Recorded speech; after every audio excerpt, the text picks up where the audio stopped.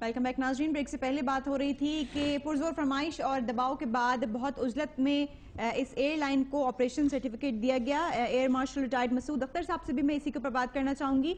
आप क्या समझते हैं कि इतनी उजलत में एयरलाइन को सर्टिफिकेट क्यों दिया गया? CAA का हेडक्वार्टर एक तो कराची में है, तमाम बातें यहाँ पर तय होती हैं। 2 साल में इस तरह के मुतादिद एयर क्रैश के वाकयात का होना क्या सिविल एविएशन अथॉरिटी की कारकर्दगी पर सवालिया निशान नहीं बनता? अगर ये सच है तो वाकई बहुत बड़ा सवालिया निशान है, और अगर ये सच है तो इसके रूट कॉज पे पहुंचना ज़रूरी है कि भोजा की अगर रेपुटेशन इतनी ही ख़राब थी तो पिछले डीजी ने अगर दबाव डाला अपने लोगों पर कि जी इसको सर्टिफाई करें, तो उनके ऊपर किसका दबाव था? मेरे ख्याल में अगर हमारी जो हुकूमत है, एग्जीक्यूटिव है, वो लोगों को फेवर करना चाहेगी कि भाई हमारे पार्टी के लोग जो कहेंगे हम वो कर देंगे, वो नहीं करेंगे जो कि अवाम के मफाद में हो, वो नहीं करेंगे जो कि अवाम के की बेहतरी के लिए हो, सेफ्टी, सिक्योरिटी, सलामती के लिए हो, तो इस तरह की गलतियां होंगी। अगर सच है जो आज कुछ आया है अखबारों में, तो मेरे ख्याल में बहुत बड़ा सवालिया निशान है। और मैं खाली ये कहना चाहता हूँ, मैं ये नहीं कि सिविल एविएशन के लोगों का दिफा करना चाहूँ। वहाँ पर जो डिप्टी डीजी हैं, जो डीजी थे, और जो लोग वहाँ पे हैं पाक फजाइया के, वो अच्छे अफसर हैं, काबिल हैं, ईमानदार हैं। लेकिन अगर पॉलिटिसाइज किया जाए तो सुबह भी आपके एक प्रोग्राम में मैं बता रहा था कि जो पहले डीजी थे एक ऑटोनमस सिविल एविएशन के, उनका नाम था एयर मार्शल खुर्शीद अनवर मिर्जा। उन्होंने जिया के जमाने में जुनेजो की कैबिनेट थी तो एक डिफेंस मिनिस्टर उनका कोर्ट मार्शल करना चाहते थे। जब वो ऑटोनमसली फैसला करके तो ये सिविल एविएशन को इम्प्रूव करना चाहते थे और उन्होंने बड़े काम किए। तो उस वक्त के सेक्रेटरी जनरल डिफेंस उन्होंने मुझे बताया कि उन्होंने अगर दिफा ना करते तो शायद वो जो वजीर दिफा थे वो शायद उनका कोर्ट मार्शल कर देते।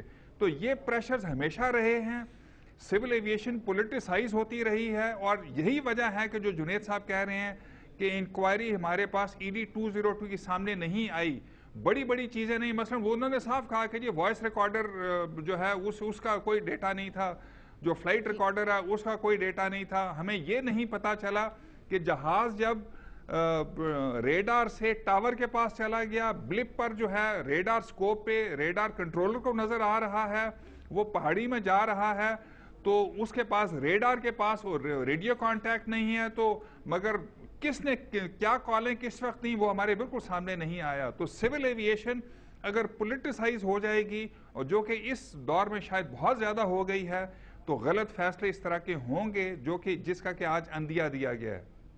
ठीक, मसूद अख्तर साहब आपसे ये भी जानना चाहूंगी कि हादसे की तहकीकात की जिम्मेदारी किस पर आयद होती है? एयरलाइन की होती है या उस कंपनी की जिसने तैयारा बनाया, या फिर स्टेट की?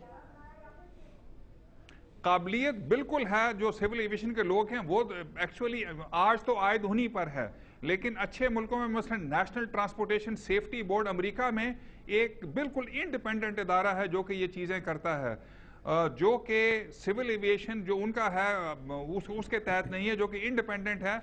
मगर याद रखना चाहिए कि यहाँ पर भी अगर हम दयानतदारी करें, मसलन ये जब जो प्रेजेंट डीजी हैं सिविल एविएशन के, ये दूसरी दफ़ा लगे हैं, पहली दफ़ा लगे तो उस वक्त भी जब उनकी केस मूव हुई तो मुझे ये इसका पता है ज़ाती तौर पर कि एक ब्यूरोक्रेट जो मिनिस्ट्री ऑफ डिफेंस में थे, उन्होंने उस पर रिमार्क लिखा कि an operator can not be a regulator. अगर एक ऑपरेटर को, एयरलाइन के पायलट को, कप्तान को आप रेगुलेटर लगा देंगे, सिविल एविएशन के डीजी लगा देंगे, तो न सिर्फ कि हुकूमत का प्रेशर होगा और पॉलिटिसाइज होगी सिविल एविएशन ज़्यादा, बल्कि उसके अपने दोस्तों का भी प्रेशर होगा जिनको कहेंगे जी इसको सर्टिफाई कर दें, इनके जहाज को सर्टिफाई कर दें। तो अगर ये हम करते रहेंगे, तो आपने जो पूछा वो बिल्कुल वैलिड सवाल है कि हमारी ये जो इन्वेस्टिगेशन है इंडिपेंडेंट होनी चाहिए, सही होनी चाहिए। लेकिन अगर आप एक सेपरेट इन्वेस्टिगेशन बोर्ड भी बनाएंगे तो वो भी काम नहीं कर पाएगा, क्योंकि पॉलिटिकल इंटरफेरेंस बहुत ज्यादा होगी जो कि पहले केस में हुई है। ठीक, जुनीद अहमद साहब, मैं आपसे यहाँ पर ये जानना चाहूँगी कि एयर ब्लू हादसे से मुतालिक ही, उसकी तहकीकात से मुतालिक ही बात करूँगी, क्योंकि सवाल यहाँ पर ये पैदा होता है कि हमने अपनी पिछली गलतियों से क्या सबक सीखा। आपसे ये जानना चाहूँगी कि जो रिपोर्ट आई एयर ब्लू हादसे की करीबन 1.5 साल बाद आई, आप क्या समझते हैं रिपोर्ट आने में इतनी देर क्यों हुई?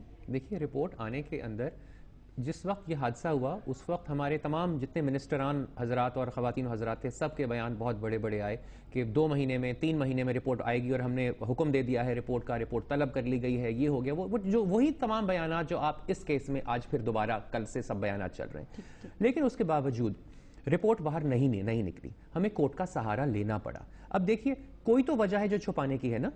इसमें क्या चीज़ छुपाई जा रही है? इसमें इंटरेस्ट किसका है?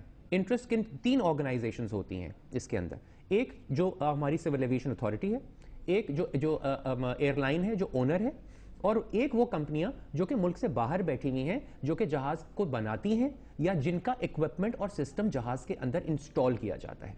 ये वो 3 स्टेक होल्डर्स होते हैं मेजर, जो एक जहाज के किसी भी एक्सीडेंट के अंदर होते हैं। पहली बात यह कि इन्होंने स्टार्ट ही गलत लिया। इन्होंने सिविल एविएशन के रूल्स का वो शेख इस्तेमाल किया जिसमें इस्तेमाल नहीं होना चाहिए था। उसकी वजह से इसका दायरा कार बहुत छोटा बन गया, राइट। अगर बड़ा दायरा कार होता तो बहुत सारे लोग इसकी जो थी इसकी इन्वेस्टिगेशन के अंदर आते। इन्होंने जान के नहीं किया। अब ये पहली गलती कहां से हुई? सिविल एविएशन अथॉरिटी की तरफ से।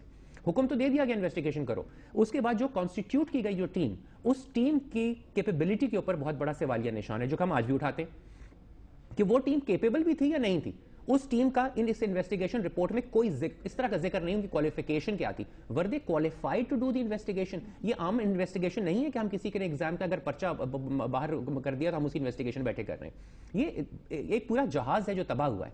ये वो टीम इस केपेबल में नहीं थी, इस काबिल नहीं थी वो इन्वेस्टिगेशन, वो उसको लगाया गया। तीसरी बात ये, हर चीज इतनी छुपा के की गई, कभी उसमें कोई ट्रांसपेरेंसी का आंसर आने ही नहीं दिया गया। तो कहीं तो है, कोई तो बात है जो छुपाई जा रही है। इसमें छुपाने की क्या बात है?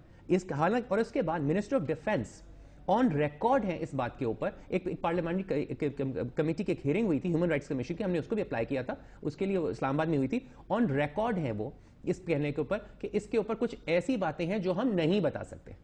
ये ऐसी कौन सी बातें हैं जो नेशनल इंटरेस्ट की, इतना बड़ा इंसिडेंट है। देखिए, ये कमर्शियल एयरलाइनर था, ये कोई ऐसा जहाज नहीं था जो खुदा ना खासा किसी को मारने के लिए जा रहा था, या कोई खुदा ना खासा कोई ऐसा जहाज था।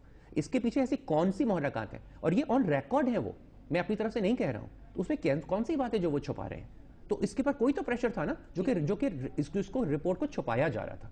हम लोग मुस्तकिल प्रेशर डाले जा रहे थे, तब जाकर अल्लाह ने अगर कम से कम इतनी तो दी कि कम से कम कुछ तो चीज बाहर निकली उस चीज को। और ये इन्होंने सिर्फ इसलिए दिया कि पेशावर हाईकोर्ट का प्रेशर था। बिल्कुल। एयरब्लू हादसे के वक्त हमने ये देखा कि लवाहिकीन दर बदर फिरते रहे अपने प्यारों की लाशों की तलाश में, उनसे मुतालिक मालूमात हासिल करने के लिए। आप क्या समझते हैं ऐसे हादसा की तहकीकात में अवामी नुमाइंदगी किस तरह? देखिए, अवामी नुमाइंदगी के लिए सबसे पहले एक कोई क्राइसिस मैनेजमेंट सेल होता है, जिसका भी एयर मार्शल साहब ने भी जिक्र किया। मैं कल जो हादसे के बाद मैं पहुंचा कराची के जो हवाई अड्डा है वहां पहुंचा, वही मनाजिर मैंने देखे जो आज से 1.5 साल 2 साल पहले देखे गए थे। वही केओस था, वही कोई पुरसाने हाल किसी का नहीं था। सिर्फ एक 3 फुट का एक डेस्क लगा दिया गया था कोने के ऊपर, और कहा गया था कि आप यहां चले जाइए, और उसके ऊपर किसी को इन्फॉर्मेशन नहीं सिवाय एक पैसेंजर लिस्ट के।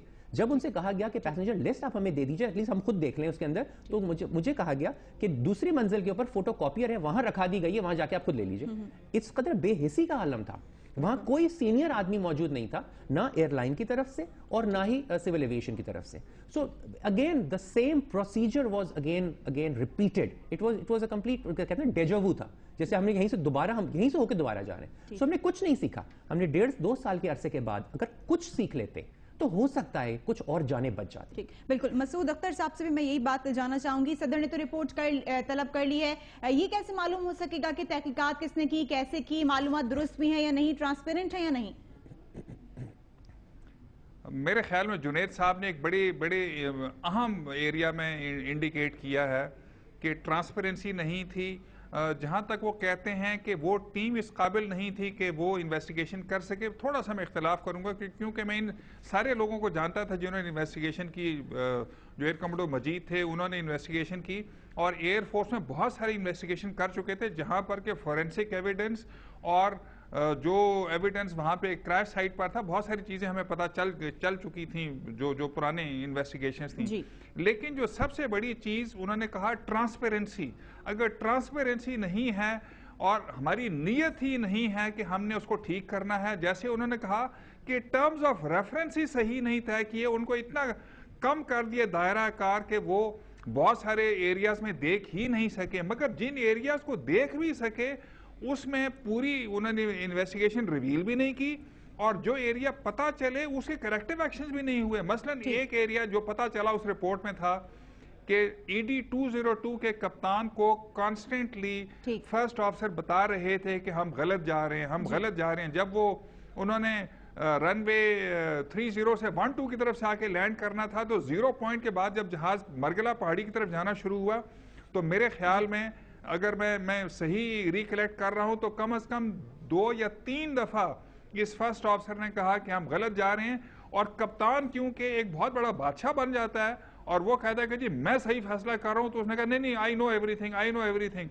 ठीक, बहुत शुक्रिया मार्शल रिटायर्ड मसूद अख्तर साहब। वाकई कमी के बायस बहुत सी ऐसी बातें हैं जिनको डिस्कस करना रह गया, इसके ऊपर मजीद भी बात की जा सकती है। नाजरीन, आप अपनी आरा से हमें आगाह कर सकते हैं कब तक @dawnnews.tv पर। पाकिस्तान पूरा मुल्क सोगवार है इस अलमनाक सानहे पर। सैकड़ों खानदान जिस गम और कर्ब का शिकार हैं उसका अंदाजा लगाना मुश्किल है और इसका मदावा यकीनन नामुमकिन। अपना ख्याल रखिएगा। अल्लाह हाफिज।